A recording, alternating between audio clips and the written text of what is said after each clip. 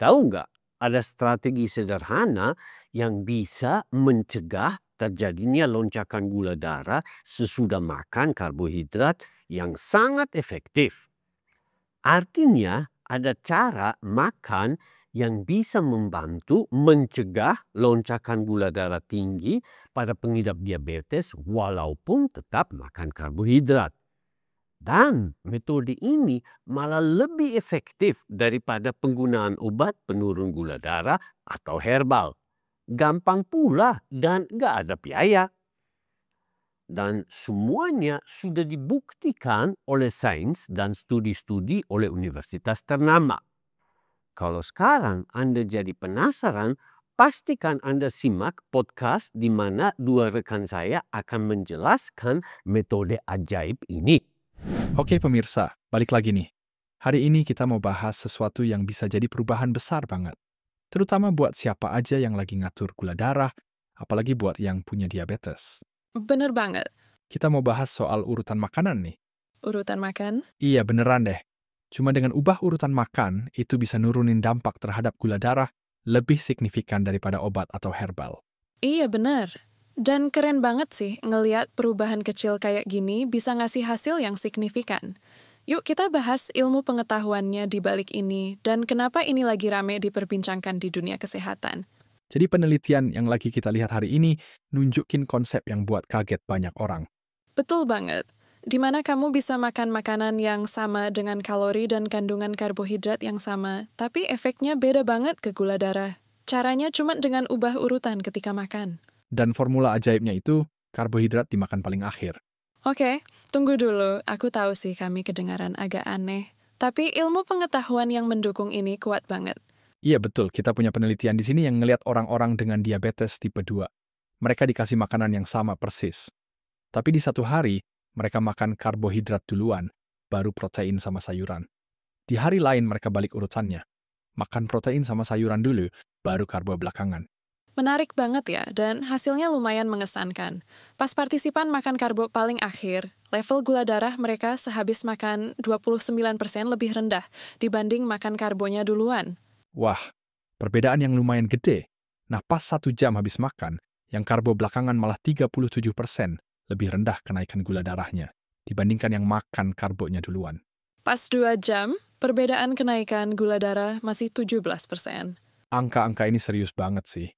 Buat ngasih gambaran, penurunan ini seringnya jadi target dokter pas ngasih resep obat yang memang dibuat untuk atur gula darah habis makan. Iya, dan yang bikin kaget itu, dampak urutan makan ini bisa mirip atau bahkan di beberapa kasus mengalahkan efek dari beberapa obat diabetes yang sering diresepkan oleh dokter. Keren banget itu ya. Jadi perubahan sederhana ini bisa ngasih efek signifikan buat ngatur level gula darah. Lebih efektif daripada obat penurun gula darah atau herbal. Ini benar-benar nunjukin kekuatan dari bikin pilihan yang tepat soal gimana kita makan. Dan alasan kenapa ini bisa berhasil, itu karena metode ini ngatasin akar penyebab lonjakan gula darah. Oke, maksudnya gimana tuh? Tahu nggak sih? Pas kamu makan karbo dulu, badan kamu kayak diserbu sama glukosa yang tiba-tiba menyebabkan peningkatan gula darah. Padahal itu yang mau kita hindari. Tapi dengan mulai sama protein dan lemak, kamu sebenarnya kayak buat semacam pelindung untuk badan kita. Benar. Tepatnya, pelindung itu ngelambatin penyerapan karbohidrat, mencegah peningkatan gula darah drastis yang bisa merusak kesehatan metabolik kamu. Kayak ngebangun bendungan buat mengendalikan aliran sungai. Memastikan pelepasan energi yang stabil dan bisa diatur. Analogi yang bagus tuh. Dan pelepasan yang terkendali ini yang bantu menjaga level gula darah tetap stabil. Yang mana penting banget buat kesehatan, khususnya buat yang punya diabetes. Ini semua keren banget, tapi aku yakin para pemirsa kita lagi mikir, gimana ini bisa diterapin di kehidupan nyata? Contohnya, gimana mereka bisa ngelakuin strategi ini? Gimana sih contohnya di kehidupan sehari-hari? Pertanyaan yang bagus tuh. Kita bakal nyelidikin soal gimana urutan makan ini dilakuin di segmen selanjutnya. Tapi sebelum itu, mari kita berhenti di sini dulu dan benar-benar serap informasi ini. Bayangin bisa ngatur gula darah kamu dengan lebih efektif, berpotensi ngurangin ketergantungan kamu sama obat-obatan, dan ningkatin kesehatan cuman dengan ngubah urutan makanan kamu. Keren banget nggak sih? Oke, jadi mari kita bahas yang praktikal. Gimana pemirsa kita bisa mulai masukin ini ke dalam kehidupan mereka sehari-hari? Kayak misalnya, kamu lagi duduk buat makan malam kayak biasa. Bakal kayak gimana sih urutan makanan ini kalau dipraktekin? Jadi coba bayangin makan malam dengan ayam goreng. Oke, sayuran, ayam goreng, dan nasi. Daripada langsung nyerbu nasinya dulu, kamu nikmatin ayam sama sayurannya dulu. Ini ngasih badan kamu kesempatan buat ngolah protein dan serat sebelum karbo itu masuk ke sistem kamu. Jadi kamu sebenarnya ngasih badan kamu awalan dalam mengatur aliran glukosa dari karbo itu. Tepat. Dan ini bukan soal ngilangin karbo sepenuhnya. Ini soal naruh karbo di urutan yang tepat dalam urutan makan kamu. Kalau misalkan Anda tetap makan sedikit nasi, atau kalau diabetes Anda sudah teratasi dan Anda mau makan nasi kembali, maka pendekatan ini bisa bantu mencegah lonjakan gula darah dramatis yang bisa menyebabkan macam-macam masalah kesehatan di kemudian hari. Kalau Anda serius ingin bebas dari diabetes, tanpa obat, tanpa herbal, kayak ratusan orang lain yang sudah berhasil, silahkan hubungi kami. Tinggalkan komentar di video ini atau kirim pesan lewat WhatsApp maupun email. Nomor dan alamat email sudah saya pasang di bagian deskripsi dan komentar dari video ini. Nanti tim saya akan kirimkan materi dan video tambahan yang bisa langsung Anda praktekkan sendiri di rumah. Gak ada biaya, gratis kok. Ini murni edukasi karena makin banyak orang belajar, makin besar peluang Anda untuk sembuh. Dan semakin cepat Anda mulai, semakin cepat juga Anda bisa menikmati hidup bebas dari diabetes.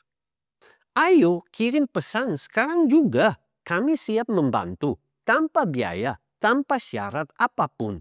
Serius, ini tentang kesehatan Anda. Buat yang suka banget sama mie, apa yang bakal kamu saranin? Prinsipnya sama, protein sama sayuran duluan. Jadi tambahin ayam atau udang yang enak itu ke hidangan mie kamu.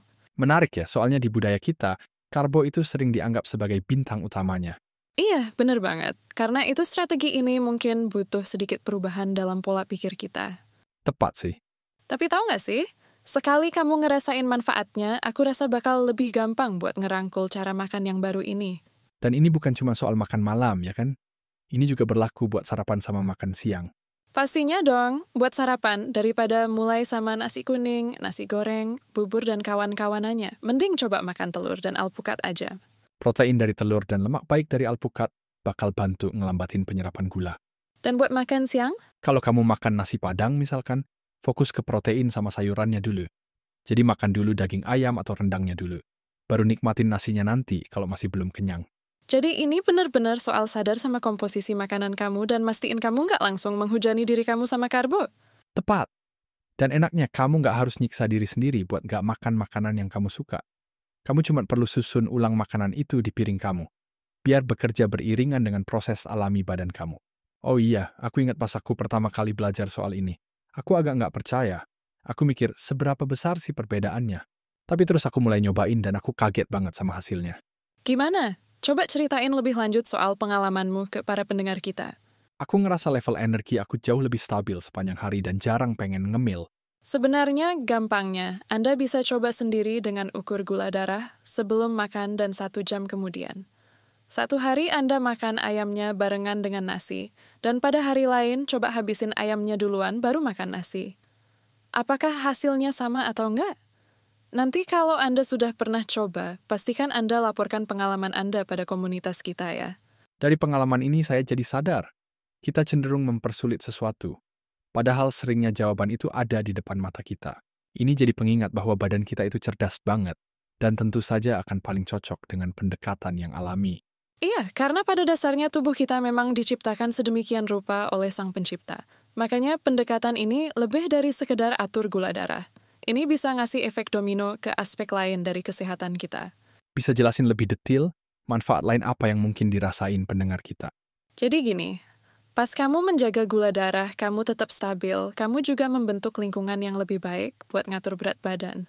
Oke, terus Lonjakan dan penurunan gula darah yang tadi kita omongin bisa memicu ngidam atau kepengen sesuatu. Entah itu yang asin, manis, dan lain-lain. Nah, ngidam makanan tertentu, terutama makanan olahan, itu tentu ningkatin penyimpanan lemak dan bikin susah buat nurunin berat badan. Tapi pas gula darah kamu seimbang, badan kamu bisa bakar lebih banyak lemak buat dijadikan bahan bakar dan atur nafsu makan kamu secara alami. Jadi perubahan sederhana ke kebiasaan makan kamu berpotensi bantu kamu ngatur berat badan juga ya? Nah, itu dia. Jangan lupain juga penerapan jangka panjangnya. Dengan ngatur gula darah kamu secara efektif, kamu berpotensi mengurangi risiko kena komplikasi terkait diabetes kayak penyakit jantung, kerusakan saraf, dan masalah penglihatan. Wah, keren banget ya. Ternyata dampaknya besar banget. Padahal cuma dengan sesuatu yang sederhana, kayak urutan makan bisa berdampak ke kesehatan kita. Ini bukti betapa saling terhubungnya badan kita dan dampak yang besar dari bikin pilihan yang tepat. Ini semua soal memperhatikan sinyal badan kamu dan bikin penyesuaian sesuai kebutuhan. Dan ingat, setiap orang itu beda ya. Apa yang berhasil buat satu orang mungkin nggak berhasil buat orang lain. Ini soal bereksperimen dan nyari apa yang paling cocok buat kamu. Tepat, dan itu yang bikin ini memberdayakan. Kamu punya kendali buat nyempurnain pendekatan kamu dan ngebikin pola makan yang mendukung kebutuhan individu kamu. Habis dengar ini, Anda pasti jadi kaget kan?